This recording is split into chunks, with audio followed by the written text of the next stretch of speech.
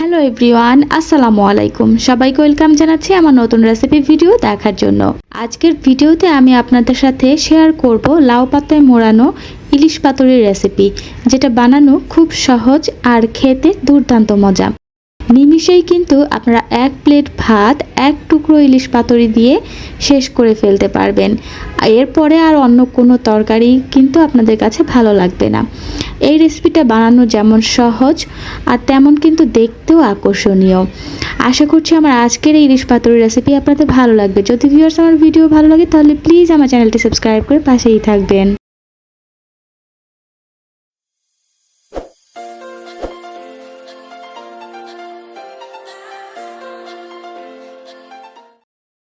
আজকের ইলিশ পাতুরি তৈরি করার জন্য প্রথমে আমাদের একটা বড় বোলের মধ্যে নিয়ে নিতে হবে কিছুটা পরিমাণ পানি।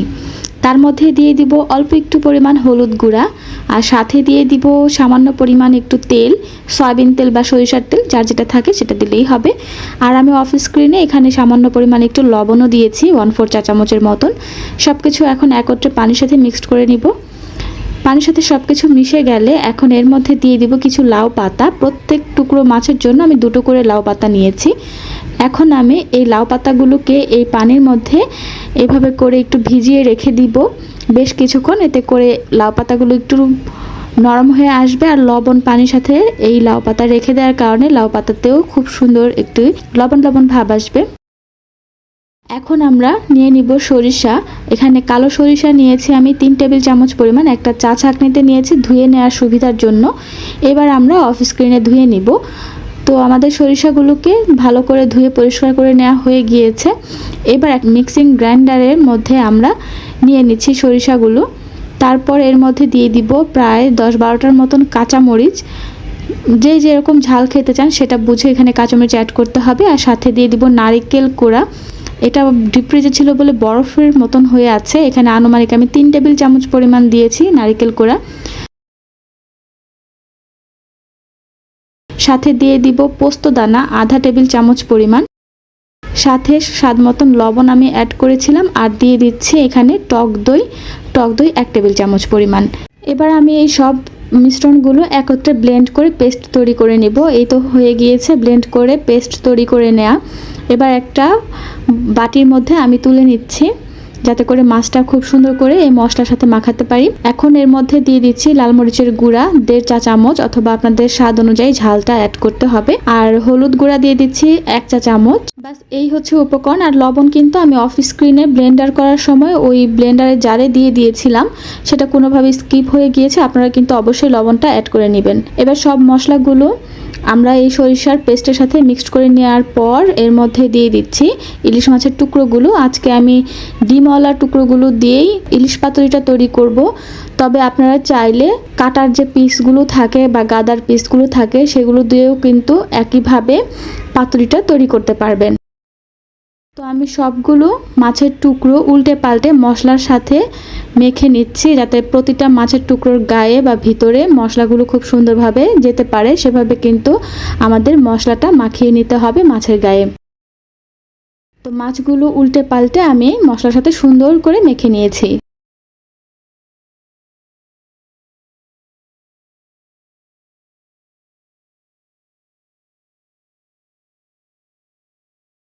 এই তো সব মাখানো হয়ে গিয়েছে। এখন আমরা 10 থেকে 15 মিনিটের জন্য ম্যারিনেট করতে রেখে দিব। 10 থেকে 15 মিনিট পরে আমি একটা বড় সাইজের প্লেটের মধ্যে লাউ পাতাগুলো যে পানিতে আমরা ভিজিয়ে রেখেছিলাম সেখান থেকে 2টো লাউ পাতা নিয়ে নিচ্ছি, এবং 2টো লাউ পাতা একটার উপর একটা দিয়ে তার উপরে আমরা কিছুটা মশলা দিয়ে দিচ্ছি। মশলাগুলো দেওয়া হয়ে গেলে এক টুকরো মাছ আমরা মশলার উপরে রেখে দিব। এরপর মাছের টুকরোর উপরে একটা কাঁচামরিচ দিয়ে দিচ্ছি। আমি লাল কাঁচামরিচ দিয়েছি, বা সবুজ কাঁচামরিচ যার কাছে যেটা থাকে সেটা দিলেই হবে। তারপর লাউ পাতা দুটোকেই সুন্দরভাবে মুড়িয়ে নিতে হবে এই মাছের চারপাশে বা মাছের গায়ে, এমনভাবে আটকে নিতে হবে যাতে মশলাগুলো বের না হয়ে যায়। এখানে কোনো সুতো দিয়ে বাঁধতে হবে না। এটা যে পাশটা লাউ পাতা খোলা থাকবে সেই পাশটা একটু নিচের দিকে রেখে দিলেই হবে, আর এটা খুলবে না। এই তো এভাবে করে আমরা প্রত্যেকটা লাউ পাতায় মাছগুলোকে মুড়িয়ে নিব। সবগুলো মুড়িয়ে নেওয়া হয়ে যাবার পর এখন আমরা ভাপা দিতে চলে যাব। তো ইলিশ পাতুরি তৈরি করার জন্য আমি একটা রাইস কুকার ব্যবহার করছি। রাইস কুকারে পানি নিয়ে নিয়েছি প্রয়োজন মতন। তার উপরে আমরা স্টিমারটা বসিয়ে স্টিমারের উপরে দিয়ে দিয়েছি ফয়েল পেপার। ফয়েল পেপারটা বিছিয়ে ফয়েল পেপারের উপরে সামান্য পরিমাণ একটু তেল দিয়ে দিব, সরিষার তেল বা সয়াবিন তেল। আর আমার কাছে ইলিশ মাছের পাতুরি বা ভাপা ইলিশের যে কোনো রান্নাতেই সরিষার তেলটা ব্যবহার করলে খাবার টেস্টটা মনে হয় বেড়ে যায়, তাই চেষ্টা করবেন অবশ্যই সরিষার তেলটা ব্যবহার করার জন্য। তারপর এক টুকরো করে ইলিশ পাতুরিগুলোকে আমরা বিছিয়ে দিব এই পাত্রের মধ্যে। ভালো মতন বিছিয়ে দেওয়া হয়ে গিয়েছে। এবার আমরা ঢাকনা দিয়ে ঢেকে তারপরে এই ইলিশ ভাপাগুলোকে ভাপা দিয়ে নিব। আর দেখতে পাচ্ছেন আমরা ছিদ্রগুলো কিন্তু ঢাকনার বন্ধ করে দিয়েছি টিস্যু দিয়ে। 10 মিনিট আমরা ভাপিয়ে নিয়েছি ইলিশ পাতুরিগুলোকে। 10 মিনিট পর অবশ্যই উল্টিয়ে দিতে হবে। আর দেখতে পাচ্ছেন কালারটা কিন্তু অনেকটা পরিবর্তন হয়ে এসেছে। আর হ্যাঁ, আমি কিন্তু আপনাদেরকে বলিনি যে আমরা ফয়েল পেপারে একটু ছিদ্র করে দিয়েছি, তা না হলে ফয়েল পেপারে কোনো ছিদ্র না থাকলে সেই ক্ষেত্রে কিন্তু ভাপটা বের হতে পারবে না বা পানির ভাপটা মাছের গায়ে লাগতে পারবে না, মাছ সিদ্ধ হবে না। এর জন্য আমরা কিন্তু ছুরি দিয়ে ছোট ছোট ছিদ্র করে দিয়েছি, আপনারা নিশ্চয়ই দেখতে পাচ্ছেন। আমি আপনাদের একটু ভালো করে বোঝার সুবিধার জন্য আর একটু দেখিয়ে দিচ্ছি। ওই যে দেখুন, আমি কিন্তু ছুরি দিয়ে কেটে কেটে দিয়েছি, ঠিক এভাবে কেটে দিবেন। আর আমি ওই সিনটুকু ভিডিও করতে ভুলে গিয়েছিলাম, এর জন্য আপনাদেরকে দেখাতে পারিনি। আমি এখন আপনাদেরকে ক্লিয়ার করে দিলাম, তাহলে আপনাদের বুঝতে সুবিধা হবে। আরও 10 মিনিট আমরা ভাপ দিয়ে নিব এই ইলিশ পাতুরিগুলোকে। তো 10 মিনিট পরে কিন্তু আমাদের রান্না হয়ে গিয়েছে। দুপাশে উল্টে পাল্টে আমরা ভাপিয়ে নিয়েছি ইলিশ পাতুরিগুলোকে। আর খুব সুন্দর একটা ঘ্রাণ বের হয়েছে, যেটা আসলে সামনাসামনি যদি আপনারা এটা করে না খান তাহলে বুঝতে পারবেন না। এত সুন্দর ঘ্রাণ পাচ্ছি, ঘ্রাণে আমার পেটটা ভরে যাচ্ছে, এত মজার একটা ফ্লেভার পাচ্ছি। এবার টুকরোগুলোকে আমরা উঠিয়ে নিব খুবই সাবধানে, হাতে যেন কোনো রকম পানির ভাবটা না লাগে, তাপটা না লাগে, সেদিকে অবশ্যই খেয়াল রাখতে হবে। এবার আমরা চলে যাব সরাসরি পরিবেশনে।